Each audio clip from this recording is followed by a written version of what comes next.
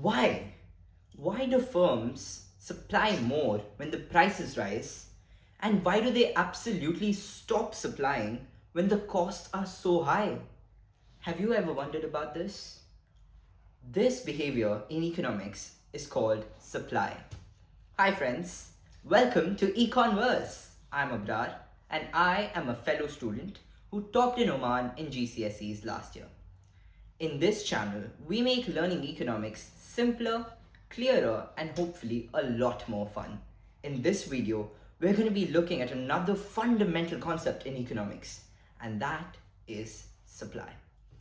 All right, so in the case of supply, essentially, like we saw in the last video for demand, which I'd link in the description below, for supply, everything just goes on to inverse to the other end. So when you look at demand, you're looking at it from the consumer's perspective. When you look at supply, you're going to be looking at it from the producer's or the firm's perspective. So let's start off like last time by defining what is supply. So essentially, the keywords are the same. Here as well, you look at the willingness of suppliers to supply the product and their ability to supply the product. However, the contextual meaning differs in cases of supply. So the willingness of producers to supply the product depends on their current price level. So if they think that the price level is quite low in a market, chances are they're not going to go and supply. In terms of ability, it refers to the capacity of the firm to supply in the first place. Now we've looked at the definition. Once again, over here for supply, you have one of the most key diagrams in economics, which you will use throughout your life if you do economics like me. So essentially, this diagram is the opposite. So I want you to try and think about it for a second. Yes, you're right. It is positively related. It's an upward sloping diagram. Let's look at it now. So essentially, let's assume you have a producer producing at this level of price and someone producing at this level of price. Similarly, like last time, the x-axis is the quantity, the y-axis is the price. So when you have someone producing at a lower price level and someone producing at a higher price level, you'd see the change in quantity. So if you have someone here producing at P, they're going to be producing a quantity of Q. And on the other hand, when the price rises, you have someone producing at Q1. This difference that you see between the level of output produced shows me something between the relationship of prices and quantity. And quantity supplied. So, when the price increases, quantity supplied increases and vice versa, provided all other factors remain constant or ceteris paribus, as we saw in the last video. And this is now the law of supply, which you need to remember for your exams. It's really simple. Essentially, I want you to think like a firm now. Let's assume you could earn more money by selling products. Would you sell your products or not? It's as simple as that. The next thing we need to look at is the movement.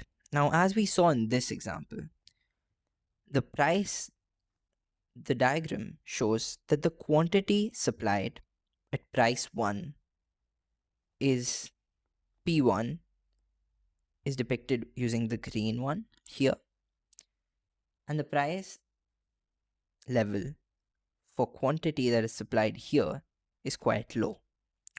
What causes these differences or these movements along the curve? Yes, you're right. Similarly, like last time, it is the prices. So whenever you have movements on the curve, you have prices which reflect it. Now let's look at shifts. Just like last time, shifts, sorry, shifts in a supply curve are caused by non-price factors. Now, one of the things that I forgot to tell you in the last video, whenever something shifts to the right, it means that something positive has happened. And whenever it shifts to the left, it means something negative has happened. This is true for the cases of both demand and supply. Now, essentially, when it moves, I can show you something else which is also pretty cool. So, essentially, if you keep the price level the same throughout, you'll see that the level of output for each one of them, or the quantity that is produced, differs. And that proves that these are all determined by non price factors, just like last time. So, what are the non price factors? I'm going to give you a new formula. And now, this formula is based around quantity supplied. So, the formula goes by this: the quantity supplied of X is determined by the price of X, and that remains constant in the cases of shifts. The other factors that affect the price, the supply of product X, are the costs of production. So we can label them as COP in the formula. So let's assume you have a firm which has really, really terribly high costs of production. Chances are they're going to supply lower, because the more they supply, the higher the costs of production. Although this could differ in the cases of economies of scale, which comes much later. But essentially, the cost of production plays a major role in determining supply. Now, the next thing that affects supply is the taxes and subsidies. So, what are taxes and what are subsidies? So, I'll just explain it in simple terms.